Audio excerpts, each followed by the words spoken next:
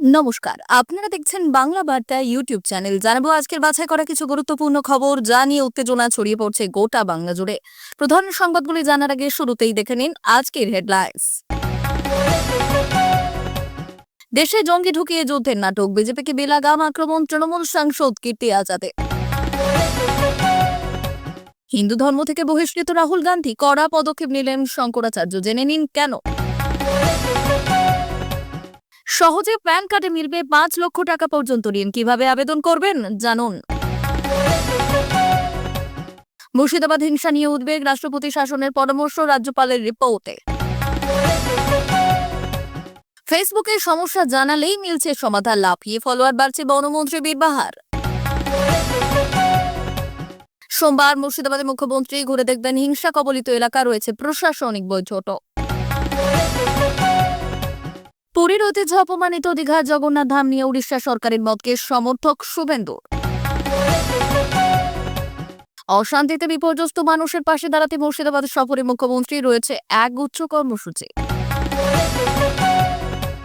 বায়ুসেনা প্রধানের সঙ্গে বৈঠকে মোদি, বাতিল অস্ত্র কারখানার কর্মীদের ছুটি, যুদ্ধে চূড়ান্ত প্রস্তুতিতে ভারত।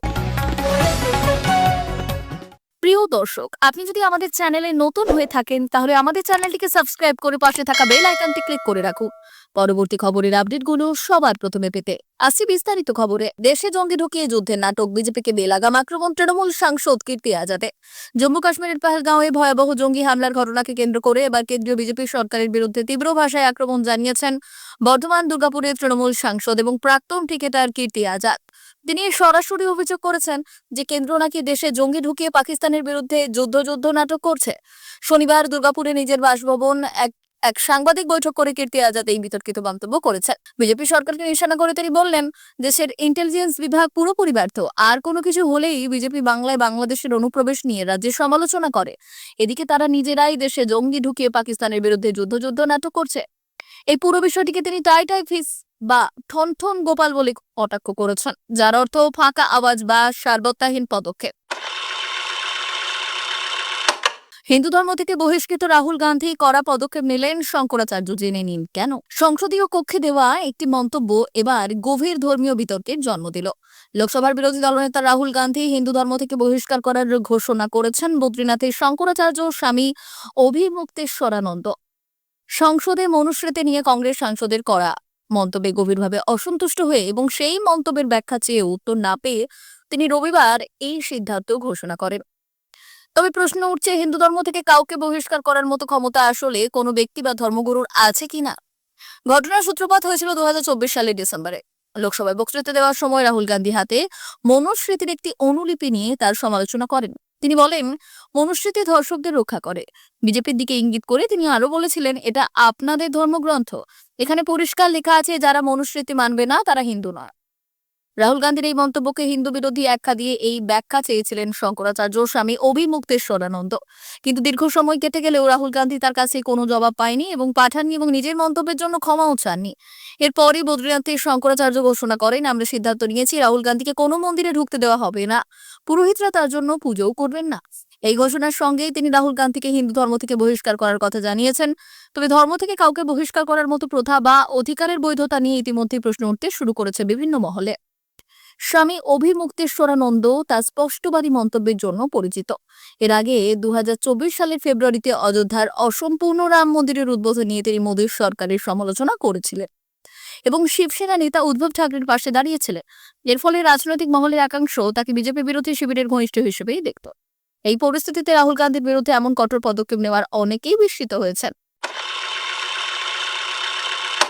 সহজে প্যান কার্ডে মিলবে 5 লক্ষ টাকা পর্যন্ত ঋণ, কিভাবে আবেদন করবেন জানুন। ডিজিটাল যুগে প্যান কার্ড কেবল একটি পরিচয়পত্র নয়, বরং আর্থিক লেনদেন আপনার বিশ্বাসযোগ্যতার প্রমাণ হয়ে উঠেছে। প্যান নম্বর হলো ভারত সরকারের আয়কর বিভাগ কর্তৃক জারি করা একটি 10 সংখ্যার আলফা নিউমেরিক আইডেন্টিফিকেশন নম্বর। এটি নাগরিকদের আর্থিক লেনদেন পর্যবেক্ষণ করে এবং বৈধ কাঠামোর বাইরে থাকা সমস্ত লেনদেন নিয়ন্ত্রণ করে। এখন প্রায় প্রতিটি ব্যাংক অ্যাকাউন্টের সঙ্গে প্যান কার্ড লিঙ্ক করা বাধ্যতামূলক করা হয়েছে, যার ফলে ঋণদাতা কোম্পানিগুলোর জন্য আপনার কেওয়াইসি যাচাই করা সহজ হয়েছে। আধার কার্ডের সঙ্গে লিঙ্ক করার কারণে প্যানের সত্যতা এবং সুরক্ষা আরও বৃদ্ধি পায়। এ কারণেই এখন প্যান কার্ডের ভিত্তিতে ব্যক্তিগত ঋণ নেওয়া একটি সাধারণ এবং সহজ বিকল্প হয়ে উঠেছে। প্যান কার্ড লোন নেওয়ার সময় যে বিষয়টি মনে রাখবেন, আপনি যদি প্যান কার্ডের মাধ্যমে 5 লক্ষ টাকা পর্যন্ত ব্যক্তিগত ঋণ নিতে চান, তাহলে আপনার কেন্দ্রে জারি করা প্যান এবং আধার কার্ড উভয়েরই প্রয়োজন হবে। উভয় কাজই একে অপরের সঙ্গে সংযুক্ত থাকা গুরুত্বপূর্ণ, কারণ তা না হলে ঋণ প্রক্রিয়ায় দেরি হতে পারে। যদি উভয় নথি সংযুক্ত থাকে, তাহলে ঋণ অনুমোদনের 24 ঘন্টার মধ্যে আপনার অ্যাকাউন্টে অর্থ স্থানান্তরিত হবে। যদি আপনার প্যান কার্ড না থাকে অথবা এটি আধারের সঙ্গে লিঙ্ক করা না থাকে, তাহলে আপনার ঋণ পাওয়ার সম্ভাবনা উল্লেখযোগ্যভাবে কমে যায়। মুর্শিদাবাদের সাম্প্রতিক হিংসা এবং বাংলাদেশ সীমান্তবর্তী অঞ্চলের হিন্দুদের উপর আক্রমণ নিয়ে রাজ্যপাল সিভি আনন্দ বোস সরাসরি পদক্ষেপের পথে। কেন্দ্রীয় স্বরাষ্ট্র মন্ত্রককে পাঠানো এক রিপোর্টে তিনি রাষ্ট্রপতির শাসন জারির পরামর্শ দিয়েছেন। রাজ্যপাল গত 18 এপ্রিল মুর্শিদাবাদের শামশেরগঞ্জ সুতিতে হিংসা কবলিত এলাকা পরিদর্শন করেন। স্থানীয়দের সঙ্গে কথা বলে পুলিশ ও বিএসএফ আধিকারিকদের সঙ্গে বৈঠক করে তিনি রিপোর্ট তৈরি করেন। রিপোর্টে উল্লেখ্য, সীমান্তবর্তী এলাকায় হিন্দুদের নিরাপত্তা হুমকির মুখে। আক্রান্তরা জানিয়েছেন রাজ্য পুলিশ তাদের রক্ষা করতে ব্যর্থ হয়েছে। অনেক পরিবার প্রাণ বাঁচাতে গঙ্গা পার হয়ে মালদার বৈষ্ণবনগরে আশ্রয় নিতে বাধ্য হয়েছে। উল্লেখযোগ্যভাবে শামশেরগঞ্জের জাফরাবাদে এক মূর্তি শিল্পী বাবা ও ছেলেকে বাড়ি থেকে টেনে বের করে খুন করা হয়। রাজ্যপাল রিপোর্টে এটিকে পূর্ব পরিকল্পিত চরমপন্থী হিংসা বলে চিহ্নিত করেছেন। তিনি বলেছেন, পরিস্থিতি মোকাবিলায় কেন্দ্রীয় সরকারকে সাংবিধানিক ক্ষমতা প্রয়োগ করে পদক্ষেপ নিতে হবে। প্রয়োজনে রাজ্যে রাষ্ট্রপতির শাসন জারি থাকবে এবং বিবেচনাও আনতে হবে। এছাড়াও তিনি সীমান্ত এলাকায় কেন্দ্রীয় বাহিনী স্থায়ী ক্যাম্প স্থাপনের সুপারিশও করেছেন। এই ঘটনাগুলো মূলত শুরু হয়েছিল ওয়াকফ সংশোধনী আইন বিরোধিতাকে কেন্দ্র করে, যার জেরে এপ্রিলের দ্বিতীয় সপ্তাহে মুর্শিদাবাদে একাধিক জায়গায় হিংসার ঘটনাও ঘটে। ফেসবুকে সমস্যা জানালেই মিলছে সমাধান, লাফিয়ে ফলোয়ার বাড়ছে বনমন্ত্রী বীরবাহার। সোশ্যাল মিডিয়ায় একটি বনমন্ত্রী বীরবাহা হাসদা সেখানে স্থানীয় বাসিন্দাদের সমস্যার কথা শুনে সমাধান করছেন, ফলে হু হু করে বাড়ছে এঙ্গেজমেন্ট, ফলোয়ার। এদিকে মুঠোফোনে মন্ত্রীকে নাগালে পাওয়ায় খুশি এলাকার বাসিন্দারাও। বিষয়টি ঠিক কি?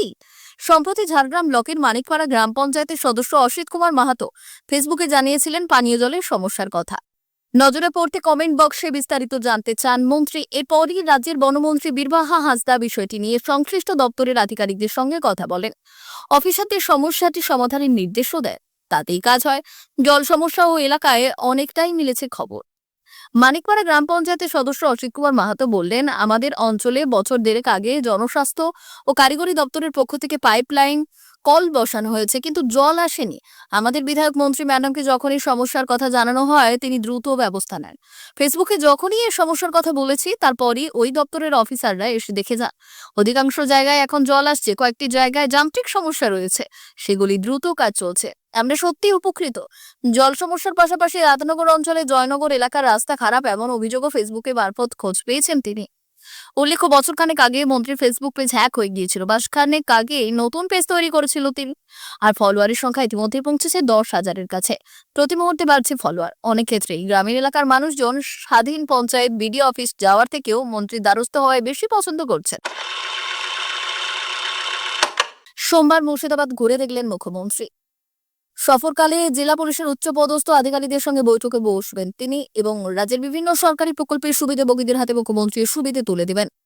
প্রশাসনিক বৈঠকের পাশাপাশি দিনভর একাধিক কর্মসূচিতে অংশ নেওয়ার কথাও রয়েছে তার। আজ সোমবার মুর্শিদাবাদ সফরে যাচ্ছেন মুখ্যমন্ত্রী মমতা বন্দ্যোপাধ্যায়। সেখানে পৌঁছেই সুতি, শামশেরগঞ্জ সহ একাধিক এলাকা ঘুরে দেখবেন তিনি। সূত্রের খবর, হিংসা কবলিত এলাকায় গিয়ে কথা বলবেন স্থানীয়দের সঙ্গে, আর সেই সঙ্গে তুলে দেবেন আর্থিক ক্ষতিপূরণ।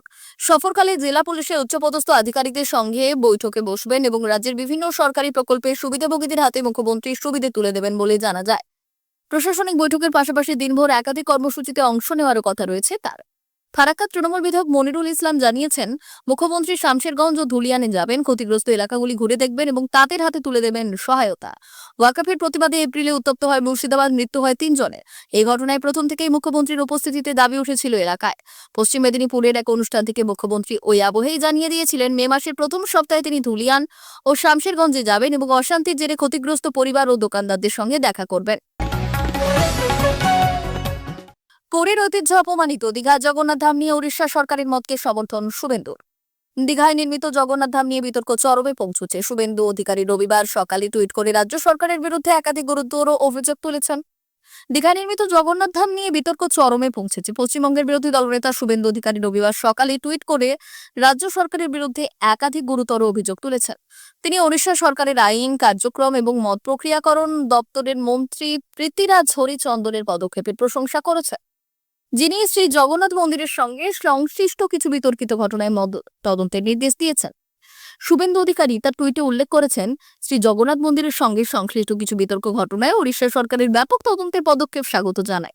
এই ঘটনাগুলি শুধুমাত্র শ্রী জগন্নাথ সংস্কৃতি এবং তার শতবর্ষীয় ঐতিহ্যের প্রতি অবমাননা নয়, বরং মন্দিরের প্রথাগুলি এবং সতর্কতা সম্পর্কিত সরাসরি আঘাত। এছাড়াও তিনি পশ্চিমবঙ্গ সরকারের বিরুদ্ধে দুর্নীতি এবং প্রতারণার অভিযোগ করেছেন। তার দাবি, পশ্চিমবঙ্গ সরকার দীঘার জগন্নাথ ধাম কালচারাল সেন্টার প্রকল্পের দলিলপত্রে জগন্নাথ ধাম কালচারাল সেন্টার নামে পরিচিত দলেও দিলেও তা প্রকৃতপক্ষে জগন্নাথ মন্দির হিসেবে প্রচারিত হচ্ছে। অশান্তিতে বিপর্যস্ত মানুষের পাশে দাঁড়াতে মুর্শিদাবাদ সফরে মুখ্যমন্ত্রী রয়েছে এক গুচ্ছ কর্মসূচি। 3 দিনের মুর্শিদাবাদ সফর শুরু করেছেন মুখ্যমন্ত্রী মমতা বন্দ্যোপাধ্যায়। আজ সোমবার তিনি কলকাতা থেকে রওনা দিচ্ছেন। 11:30টায় পৌঁছবেন বহরমপুরে। সেখানে সাংগঠনিক বৈঠক করার কথা এবং আজ সার্কিট হাউসে রাত্রিবাস করবেন। মঙ্গলবার মুখ্যমন্ত্রী শামশেরগঞ্জ যাবেন। সম্প্রতি ধুলিয়ানে সাম্প্রদায়িক অশান্তিতে ক্ষতিগ্রস্ত মানুষদের পাশে দাঁড়াতেই তার এই সফর। প্রশাসনিক প্রধান হিসেবে তাদের বিশ্বাস ও ভরসা যোগাবেন মমতা। ইতিমধ্যে আর্থিক সাহায্য, ক্ষতিপূরণ সহ প্রশাসনিক স্তরে সমস্ত কাজ চলছে। মঙ্গলবার মুখ্যমন্ত্রী প্রশাসনিক কর্তাদের সঙ্গে সেই সব বিষয়ে পর্যালোচনাও করবেন। এরপর সুতির ছাপঘাটি ময়দানে একটি জনসভা রয়েছে তার। একাধিক পরিষেবা প্রদান করা হবে সেই সভা থেকে। এছাড়া প্রচুর প্রকল্পের উদ্বোধন ও শিলান্যাস হবে। বুধবার মুখ্যমন্ত্রীর কলকাতায় ফেরার কথা। এখানে প্রস্তুত হেলিপ্যাড, নামবে মুখ্যমন্ত্রীর কপ্টার। ওয়াকফ সংশোধনী আইনকে কেন্দ্র করে গত মাসে মুর্শিদাবাদের শামশেরগঞ্জে যে বিক্ষিপ্ত অশান্তি হয় তা নিয়ন্ত্রণ করে শান্তি বজায় রাখতে ডিজি সহ রাজ্য পুলিশের সমস্ত কর্তাদের ঘটনাস্থলে পাঠিয়েছিলেন মুখ্যমন্ত্রী। তার নির্দেশ ছিল কোনোভাবেই অপরাধীরা যেন ছাড়া না পায়। আর সেই প্রেক্ষিতেই ধরপাকড়ের কাজ চলছে। ব্যবস্থা নেওয়া হয়েছে কর্তব্যে গাফিলতির অভিযুক্ত পুলিশ কর্তাদেরও। মুখ্যমন্ত্রী সফরের আগেই শামশেরগঞ্জে থানার ওসি SI কে সাসপেন্ড করা হয়েছে। বাড়তি নজর দেওয়া হয়েছে এলাকার সুরক্ষায়। বায়ুসেনা প্রধানের সঙ্গে বৈঠকে মোদি। বাতিল অস্ত্র কারখানার কর্মীদের ছুটি। যুদ্ধের চূড়ান্ত প্রস্তুতিতে ভারত। সময় পেরোচ্ছে, দেশ ফসছে, ভাঙছে ধৈর্যের বাঁধ। পহেলগাঁও হামলায় বদলা আর কবে? প্রশ্ন যেমন জোরালো হচ্ছে, তেমনই জোরালো হচ্ছে প্রস্তুতিও। একদিকে দিল্লিতে একের পর এক বৈঠক করে চলেছেন প্রধানমন্ত্রী, অন্যদিকে সেনা প্রস্তুত হচ্ছে যুদ্ধের জন্য। শনিবারই কাশ্মীরের মুখ্যমন্ত্রী ওমর আবদুল্লাহর সঙ্গে জরুরি বৈঠক করেন প্রধানমন্ত্রী। সেই বৈঠকের বিষয়বস্তু রীতিমতো সিক্রেট রাখা হয়েছে।